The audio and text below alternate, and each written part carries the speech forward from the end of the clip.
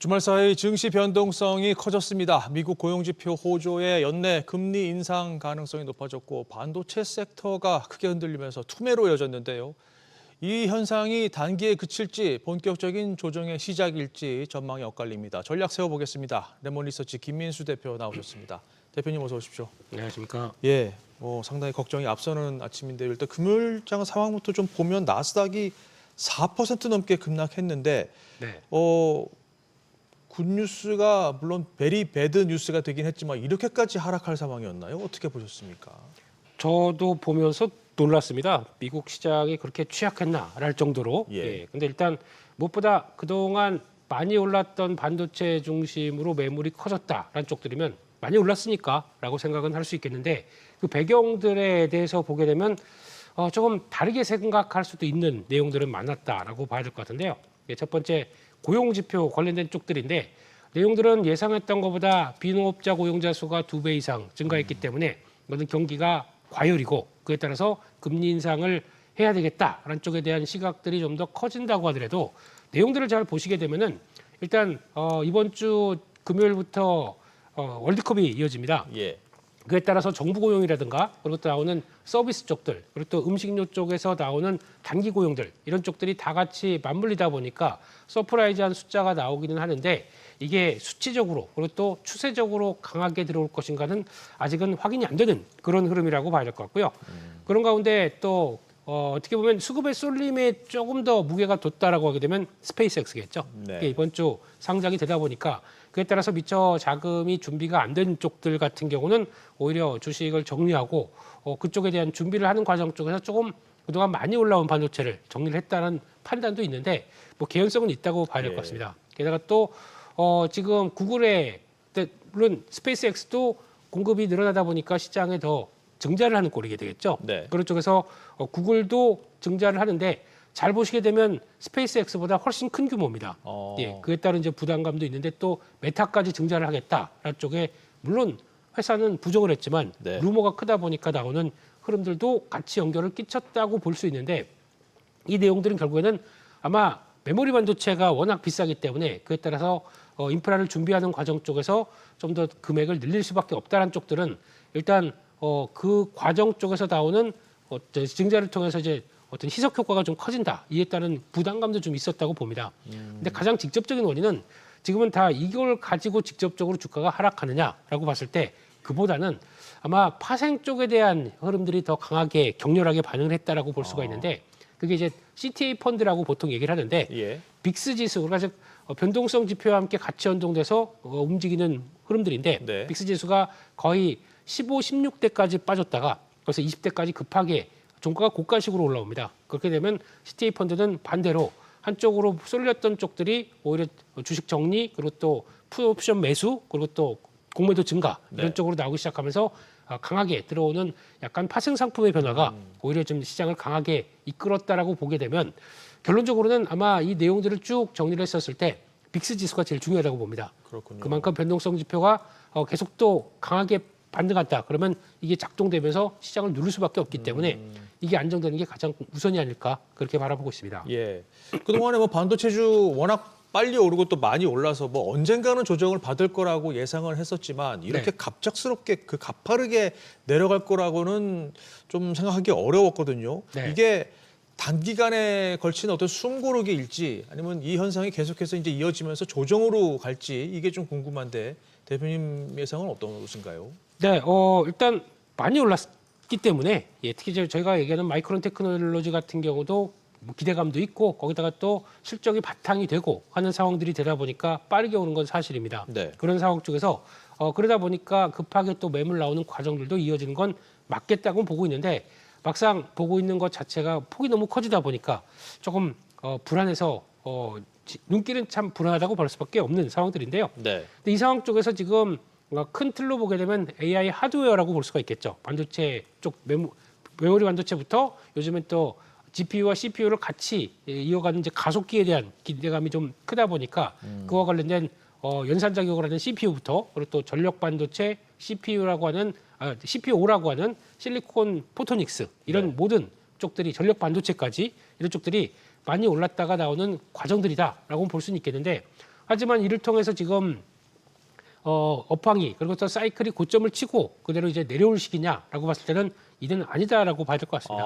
아닌가요? 예, 주가만 많이 올랐을 뿐 네. 만약에 실적 대비한 지금 EPS 대비한 주가의 밸류를 본다라고 하더라도 관련된 종목들이 물론 약간 좀 고평가가 아직 성과가 안 나왔기 때문에 고평가된 미국 종목들은 있다고 하더라도 네. 큰 틀에서 보게 되면 성과가 나오기 시작하는 단계이기 때문에 그에 따라서 펀더멘탈 자체를 부정하면서 나올 수 있을 만한 급락은 아니다라고 하게 되면 이를 이제 잘 어떻게 좀 이용을 하는 관점들이 더 낫지 않을까 그렇게 바라보고 있습니다. 이용을 함이라면 이 하락 장세를 뭐 저가 매수의 기회로 활용하는 것도 방법이다 이 말씀이신가요? 저가 매수를 활용하고 싶은데 저희는 다 물려 있습니다 지금 고점에서. 예, 그렇기 때문에 이럴 때는 리밸런싱이 좀 필요하겠죠. 네. 네, 그렇게 되면 아프겠지만 안 가던 종목들이 먼저 지금 갖고 계시다라고 하게 되면 예. 그걸 줄여서라도 가장 주도주를 사는 게 맞지 않느냐라고 관점적으로 보게 되면 지금 해야 될 액션들은 분명히 좀 있는데 대응이 참 어렵지 않으실까 생각이 들어서 예. 그래도 바라본다 그러면 주도주를 보는 게 맞겠다 그렇게 생각하고 있습니다. 금요일 틈에 트리거 역할을 했던 이 금리 인상 가능성과 관련해서는 실제 인상이 할까요? 어떻게 보세요? 네, 오늘도 트럼프 대통령의 SNS는 되게 바쁩니다. 여전히 금리와 관련된 쪽에서 이제 뭐 이란과 또 이제 협상 얘기들도 하고 있지만 그 다음에는 금리 인하 얘기를 계속 많이 하더라고요. 네. 그런 쪽에서 봤었을 때는 금리는 이제 행정부 입장 쪽에서는 내려야 된다라는 쪽으로는 나오지만 일단 지금 나오는 여러 가지 지표들은 이게 막상 그렇게 나오기에는 조금 어렵다는 쪽들이 얘기가 많이 나올 수밖에 없는 구조겠죠. 특히 물가가 쉽게 빠지지 않는데 고용도 이제 수치상으로는 여전히 과열된 모습들로 나오고 있다라고 하게 되면 당장 연준에서는 금리를 인하를 할 필요는 없다고 봐야 될 것 같고 네. 그렇다고 해서 시장에서는 조금 더 앞서가기 시작하면서 페드와치에서도 반영되는 쪽들이 금리 인상 쪽들이 점점 더 무게가 더 실리고 있는 상황들입니다. 그래서 그런 쪽을 보게 되면 좀 부정적인 내용들이 좀 더 이어진다고 하더라도 네. 일단 지금 분위기 쪽에서는 금리를 동결 쪽에 이제 다음 주에 FOMC 회의가 있겠죠. 예. 네, 그런 쪽에서 동결 쪽엔 무게를 두는데 약간 시장에서 또 매파적인 동결이냐 또 아니면 비둘기적인 동결이냐라는 쪽들도 어떤 분분할지는 모르겠지만 예. 아마 지금 분위기에선 일단 동결 쪽에선 무게를 두는 상황 쪽에서 아직 금리 인상은 최종 보루라고 생각합니다. 그러면 또 이번 달 특히 이번 주 10일, 11일 날 발표될 CPI, PPI가 거기서 또 물가를 지금은 3월 달, 4월 달이 이제 고점을 찍고 내려오는 징후로 바라보고 있는데 네. 쉽게 내려오지 않는다. 그러면 또 시장에서는 약간 고민이 좀 필요하겠죠. 그런 쪽에서도 일단 이제 금리 관련된 또 여러 가지 변수들은 또 변동성을 좀 키울 수 있는 내용들은 있겠다라는 쪽인데 아직까지 금리 인상 쪽에 무게를 두고 대응을 하는 것은 조금 좀 빠르지 않을까 그렇게 바라보고 있습니다. 앞서 변동성 지수, 그러니까 빅스 지수 지켜봐야 한다고 그러는데 변동성을 피하는 것도 방법 아니겠습니까? 방어주 쪽으로 좀 눈을 돌리는 건 어떨까요? 네, 방어주 쪽도 관심은 들어가는데 이게 시장을 약간 회피하는 전략이지 시장의 중심적인 전략이라고 생각이 들지는 않습니다. 예. 그렇다는 얘기는 그러면 방어주가 여기서 사서 아니면 또 최근에 보게 되면 미국도 마찬가지로 급락이 나오지만 뭐 코카콜라나 어떤 필수 소비재 쪽들은 주가가 반등을 했습니다. 그러니까 비슷한 현상이라고 본다고 하더라도 그렇게 들어갔었을 때 그러면 시장이 뭐 급하게 변동이 커졌다가 어느 정도 자리 잡고 다시 상승 추세로 갔었을 때 오히려 그러면 시장에서 또 다른 축으로 올라가는 게 아니라 약간 소외될 수밖에 없는 섹터가 또 방어주라고 생각되고 있기 때문에 네. 이거는 말 그대로 피하는 섹터라고 봐야 될 뿐, 그래서 약간 후퇴하는 쪽이라고 봐야 될 뿐, 직접적으로 변동성을 이용해서 내가 주도주를 들어가겠다라고 하게 되면 그렇게 썩 좋은 전략은 아니라고 생각이 됩니다. 네. 그런 쪽에서 지금 아무래도 북미 월드컵도 있고 또 우리나라 입장으로 보게 되면 지금 원화가 급하게 약세로 가다 보니까 네. 외국인 관광객들이 많이 늘어나면서 나올 수 있는 유통주 또 뭐 백화점 이런 쪽들 아니면 또 카지노 면세점 이런 쪽들도 어떻게 보면은 하나의 또 섹터가 되기 시작하면서 기대감이 차올 수는 있다고 생각합니다. 근데 그게 주된 모습들로 가져가기보다는 부수적인 모습들로 보시는 게 훨씬 더 낫지 않을까 싶습니다. 그렇군요. 당장 이제 우리 증시 오늘 장 개장하는 거 대비를 해야 될 텐데요. 네. 좀 무섭습니다. 어떻게 예상을 하시고 어떻게 대응 전략을 짜야 되겠습니까? 네, 주말이 주말 같지 않으셨을 겁니다. 예, 불안불안하시고 그러니까요. 그리고 또 아마 지금 마감됐던 야간 선물이 거의 하한가 그리고 또 MSCI 한국 지수도 14% 하락하게 되면 일단 삼성전자 하이닉스가 밀고 내려올 지수가 얼만큼 빠질까라는 쪽에 대해서 상당히 좀 불안하게 보실 수 있는 그런 상황들이 아닐까 싶은데요. 근데 그 하나만 생각하시면 될 것 같습니다. 일단 지금 삼성전자 하이닉스가 좀 빠르게 올라온 측면들이 있다고 하더라도 예. 지금 현재 EPS와 그리고 또 실적 대비해서 지금 보여주고 있는 수준들이 그만큼 비싼 것이냐, 즉 버블을 충분히 안고 그 정도로 고점에서 빠지는 수준이냐라고 봤을 때는 이게 버블이라기보다는 일단 지금 진행되는 과정들 여전히 이번에도 젠슨왕 CEO가 와서 그리고 또 많은 또 머스크 CEO도 지금 하는 얘기가 다 지금 AI가 가고 있는 쪽에서 병목 현상이 가장 큰 게 뭐냐라고 하게 되면 가장 먼저 메모리를 꼽는 만큼 그에 따라서 수요는 큰데 네. 그에 따른 공급이 제대로 되지 못하다 보니까 이 정도까지 올라왔지만 가격이 계속 올라오다 보니까 그에 따른 부담감들이 또 연결이 되는 시점이라고는 한다고 하더라도 IDM이라고 하는 삼성전자나 SK 하이닉스 입장으로 보게 되면 지금이 오히려 그를 통해서 약간 부담이 가격이 상승하다 보니까 부담 요건은 있다고 하더라도 네. 실적 자체가 흔들린다. 아니면 사이클이 끝났다라고 보기에는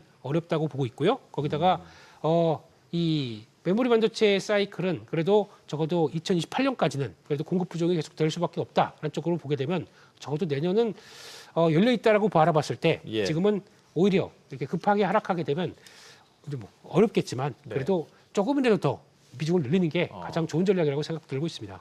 지금 저 주가 나오고 있지만 삼성전자 6% 넘게 빠졌고 SK 하이닉스 금요일이 이미 뭐 9%, 그 10% 가까이 빠졌습니다.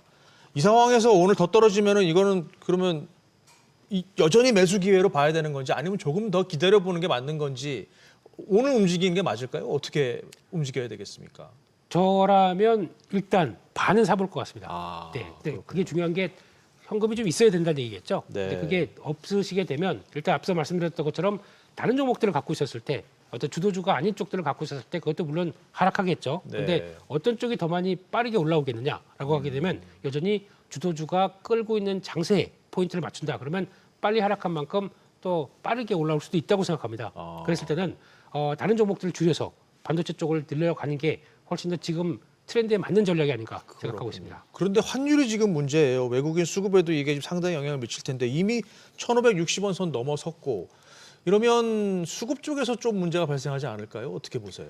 네, 아마 이 부분이 외국인들이 시장에서 한때는 또 삼성전자 SK하이닉스가 빠르게 올라오다 보니까 기계적으로 줄이는 흐름으로 봤지만 환율까지 이렇게 빠르게 움직이다 보니까 오히려 환차손에 대한 부담으로 나오는 외국인들이 오히려 지금 주식을 또 줄이는 어떤 매도의 근거가 될 수도 있다고 생각합니다. 네. 근데 이 부분은 일단 자고 일어나게 되면 환율이 계속 가파르게 올라오다 보니까 부담감이 큰데 가장 큰 현실은 그래도 국내 경제가 뭐 안 좋아서 어떤 외환 위기급의 충격이 기대가 그에 따른 우려가 커서 환율이 여기까지 온 건 아니라고 봐야 될 것 같고요.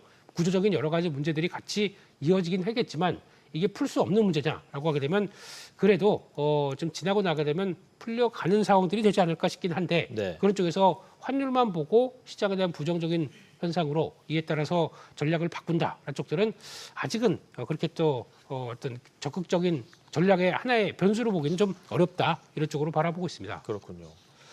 그리고 지난주부터 계속 저희의 뭐 톱뉴스를 장식하던 인물이죠. 젠슨 황 엔비디아 CEO가 오늘 이제 뭐 SK 하이닉스를 비롯해서 주요 기업들과의 좀 협력 뭐 블루프린트를 내놓는다고 하는데 네. 사실 뭐 어딜 가나 I love 코리아를 외치고 고 코리아를 외치고 있어서 조금 식상한 면도 없지 않아 있습니다. 그럼에도 불구하고 우리가 좀 주목을 해야 되는데요. 네. 좀 차별적 접근이 필요하지 않을까요? 어떻게 보십니까? 그렇습니다. 일단 오셔서 세일즈맨답게 일단 자기가 필요한 쪽들도 많이 홍보했던 것 같고 예. 본인이 필요한 쪽들과 그리고 또 협력하는 관계에 대해서는 얘기를 하고 있는데 저희가 진짜 중요한 거는 그러면 직접적으로 국내 기업들과 어떤 식의 협업을 하느냐라는 쪽에서 혹시 또 직접 뭐 지분을 매입한다든가 아니면 또 어떤 관계를 숫자로 보일 수 있을 만한 계약들을 이끌어낼 것이냐 네. 이런 쪽들이 더 중요할 것 같은데 그렇죠. 마지막 날 오늘 어느 정도 좀 윤곽이 나올 수 있게 되면 나오지 않나라고 생각 들고 있지만은 일단 기대감 때문에 먼저 올랐던 부분들이 많기 때문에 예. 이에 따라서는 조금 더 어떤 기대감을 내려놓을 시점이 아닐까 생각되고 있습니다. 그래서 아마 이번에 나오는 쪽들 뭐 몇몇 종목들이 있다고 하더라도 오늘 시장의 충격 때문에 그를 묻힐 것 같습니다만 네. 그런 쪽에서 그래도 엔비디아가 바라봤던 어떤 피지컬 AI 쪽으로 들어갈 때 가장 어떤 제조업체 쪽에서 성과를 많이 냈던 쪽으로 찾아본다라고 하게 되면 그래도 현대차가 아닐까라는 쪽으로 바라보고 있고 혹시나 또 네이버 쪽에서 그래도 어떤 협력 관계가 들어온다 그러면 또 기대감은 있기 때문에 기대감은 있지만은 네. 실질적인 협력 관계 내용들을 보고 그다음에 조금 더 이성적으로 보시는 게 맞지 않나 생각되고 있습니다. 그렇군요.